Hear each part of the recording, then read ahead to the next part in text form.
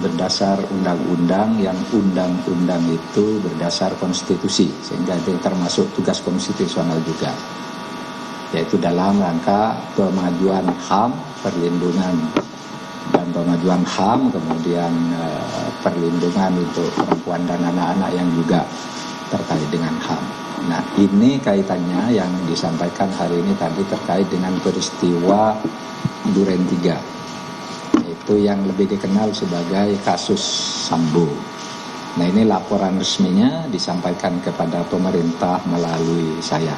Dan untuk itu agar saudara bisa mendengar sendiri apa yang disampaikan kepada kami, saya persilahkan Ketua Komnas HAM Bapak Taufan Damanik untuk menyampaikan langsung kepada saudara.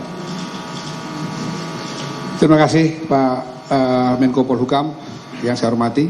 Assalamualaikum warahmatullahi wabarakatuh. Selamat pagi, salam sejahtera bagi kita semua. Kami tentu saja mengucapkan terima kasih kepada Bapak Menko mewakili pemerintah Republik Indonesia karena sesuai dengan Undang-Undang 39/1999 untuk isu-isu atau kasus-kasus hak asasi manusia tertentu yang diselidiki oleh Komnas HAM, memang ada kewajiban dalam undang-undang tersebut untuk kami menyerahkan laporan kepada Presiden Republik Indonesia, dalam hal ini diwakili oleh Bapak Menko, dan nanti juga kepada DPR RI. Teman-teman sekalian dan seluruh masyarakat yang menyaksikan acara ini, sebagaimana kami sampaikan tempo hari, laporan ini adalah laporan Komisi Nasional Hak Asasi Manusia. Dalam beberapa isu tertentu kami memang meminta bantuan kepada Komnas Perempuan untuk memperkuat laporan kami. Kami tentu akan menyampaikan secara umum laporan kami. Yang pertama, dari seluruh penelusuran, investigasi, pengumpulan fakta, data, permintaan keterangan yang sudah kami lakukan beberapa waktu terakhir, kami berkesimpulan, pertama, bahwa telah terjadi extrajudicial killing yang dilakukan oleh dalam hal ini Saudara FS terhadap almarhum Brigadir Joshua. Yang kedua, kesimpulan kami yang kami sangat yakin adalah telah terjadi secara sistematik apa yang kita sebut sebagai obstruction of justice, yang sekarang juga sedang ditangani oleh penyidik maupun tim sus Mabes Polri. Dari dua kesimpulan pokok itu, maka kami percaya pengenaan pasal 340 yang dilakukan oleh penyidik itu dikunci oleh dua kesimpulan ini.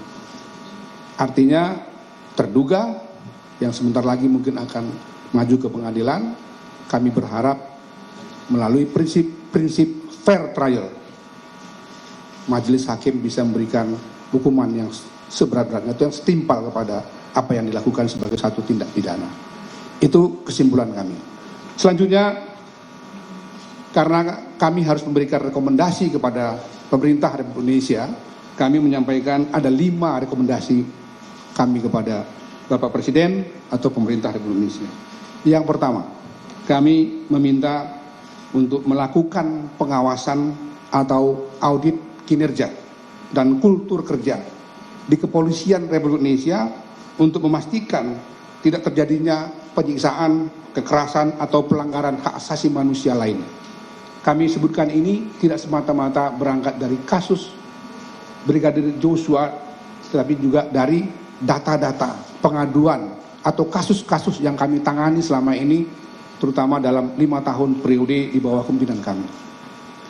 Kedua, kami meminta kepada Bapak Presiden untuk memerintahkan Kapolri untuk menyusun suatu mekanisme pencegahan dan pengawasan berkala terkait penanganan kasus kekerasan, penyiksaan atau pelanggaran HAM lainnya yang dilakukan oleh anggota Polri.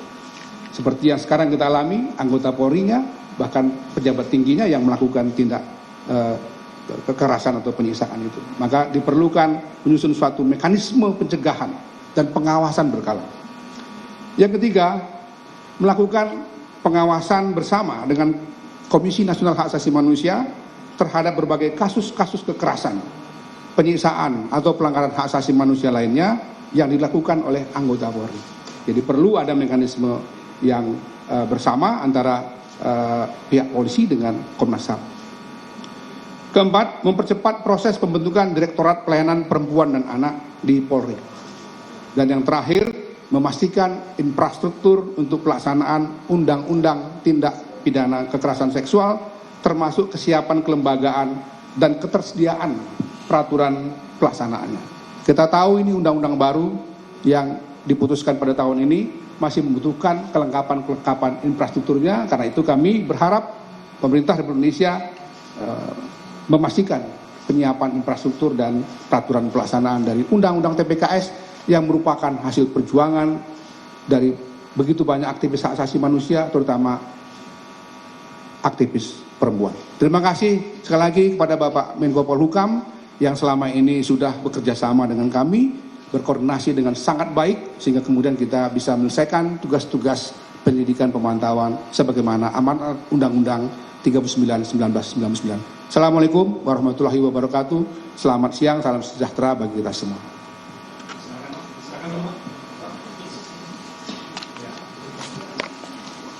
Tebal, Pak.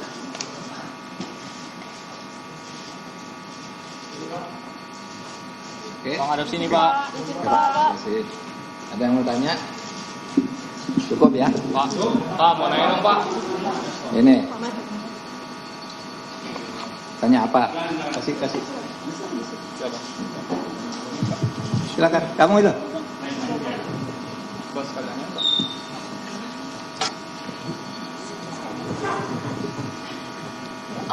Selamat siang, Pak Menko, teman-teman dari Komisioner Komnas HAM dan Komnas Perempuan. Saya Santi dari IDN Times, Pak Menko, Komisioner Komnas HAM. Ada beberapa pertanyaan, Pak, termasuk yang dititipkan oleh teman-teman wartawan. Yang pertama, Prof. Mahfud, sebelumnya kan dari pihak Komnas Perempuan dan juga Komnas HAM juga merekomendasikan kepada pihak Kapolri agar mengungkap dugaan kekerasan seksual yang terjadi di Magelang, dan itu yang menjadi polemik di ruang publik begitu, Prof. Mahfud. Sementara menurut Prof. Mahfud di beberapa kesempatan motif itu tidak terlalu penting karena yang penting pembunuhannya terjadi dan itu nanti bisa dibuktikan di pengadilan gitu. Nah, apakah kalau menurut Prof. Mahfud peristiwa yang di Magelang itu masih esensial begitu, Prof, untuk diungkap? Karena juga pelakunya toh kalau misalnya diungkap itu kan sudah meninggal terduga pelakunya. Kemudian yang kedua, Prof. Mahfud juga pernah menyampaikan bahwa setelah nanti menerima rekomendasi dari pihak Komnas HAM, Prof. Mahfud juga akan memberikan rekomendasi secara langsung kepada Presiden agar dilakukan reformasi begitu di tubuh kepolisian. Entah itu kepolisian direkomendasikan di bawah kementerian tertentu atau Prof. Mahfud akan memberikan rekomendasi dalam artian mereformasi saja divisi Propam agar tidak terlalu memiliki kewenangan yang terlalu powerful begitu. Kemudian selanjutnya Prof. Mahfud, kasus ini kan sudah berjalan 2 bulan lebih ya, Prof. Dan hingga saat ini tuh belum juga masuk ke proses pengadilan begitu.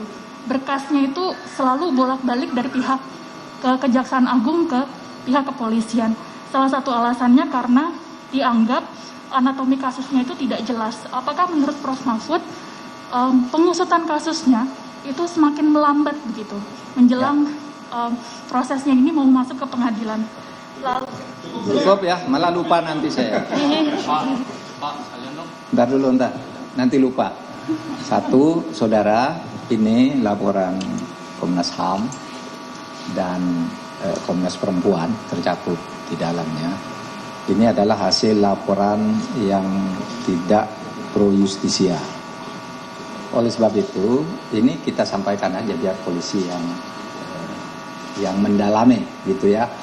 Memang betul, kalau dari laporan ini juga memang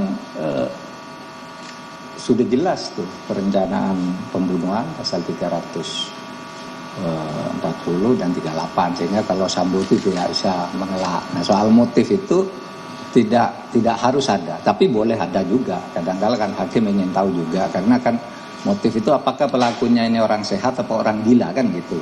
Nah, sehingga cari motifnya. Kalau sudah tidak gila sebenarnya cukup, tapi mungkin apakah emosional atau terencana dan seterusnya itu terserah polisi, yang kita serahkan ke polisi ya yang mengolah itu, dan polisi kan tahu yang mana yang harus didalami, mana yang tidak. Saya juga sudah koordinasi dengan polisi tentang ini semua. Kemudian langkah-langkah perbaikan yang disampaikan oleh Komnas HAM kan jalan.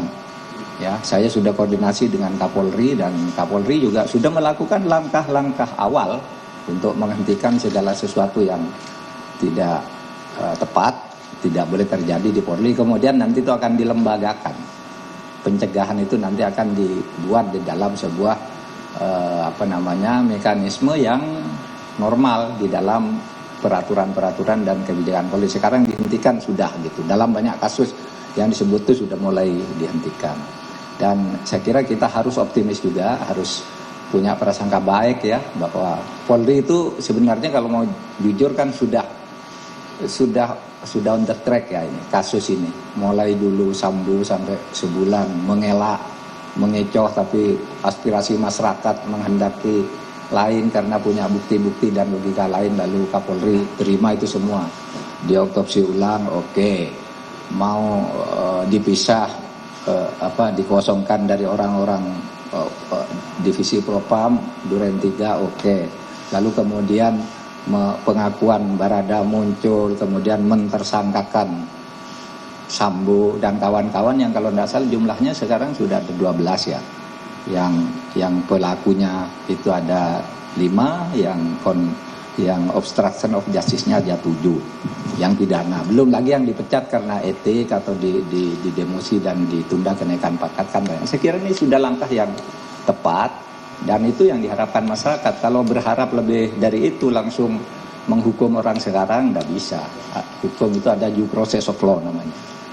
Lalu saya juga tidak sepesimis Anda bahwa kasus itu bolak-balik dari kejaksaan ke kepolisian. Tidak bolak-balik, hanya sekali. Terus hanya sekali, tidak bolak-balik diserahkan lalu dikoreksi, tolong dong ini dilengkapi gitu.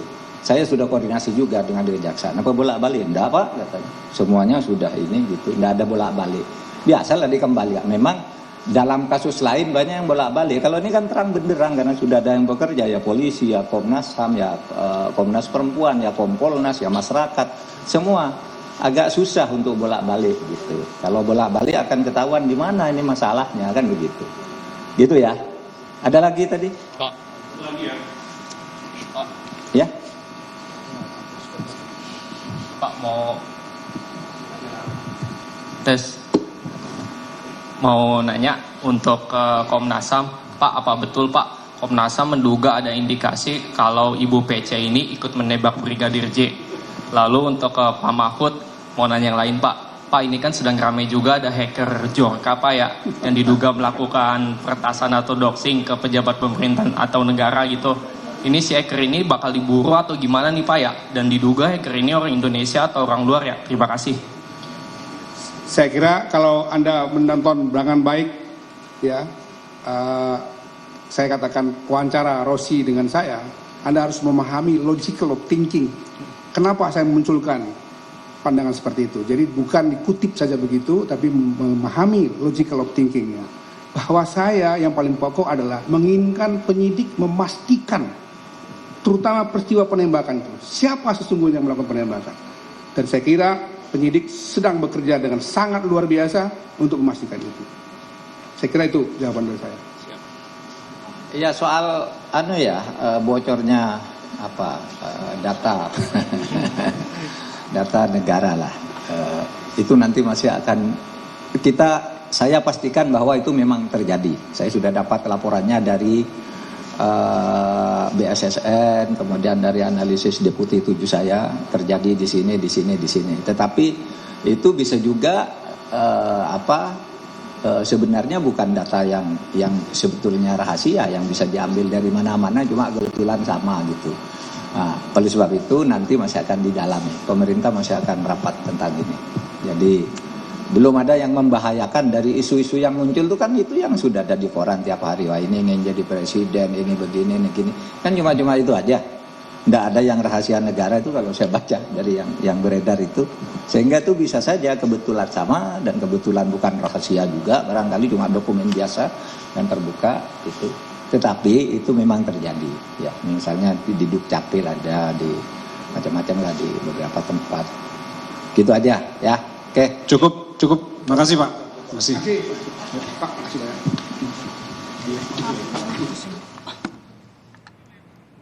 Ya, Saudara Menko Polhukam menerima rekomendasi dari Komnas HAM Senin 12 September pada pukul 11 siang. Komnas HAM menyerahkan laporan hasil dari penyelidikan dan juga investigasi yang dilakukan. Sesuai dengan undang-undang, kasus HAM yang diselidiki oleh Komnas HAM wajib dilaporkan kepada pemerintah dan siang hari ini dilaporkan kepada pemerintah melalui Menko Polhukam Mahfud MD. Ada sejumlah rekomendasi yang telah disampaikan oleh Ketua Komnas HAM Ahmad Taufan Damanik, diantaranya adalah meminta kepada pemerintah melakukan pengawasan kultur kerja di Polri agar tidak terjadi lagi pelanggaran HAM dan juga meminta Presiden agar meminta Kapolri untuk melakukan pengawasan berkala sebagai bentuk pencegahan agar pelanggaran HAM tidak terjadi. Demikian Breaking News Kompas TV, saya Mercy Tirayo. Terima kasih, sampai jumpa.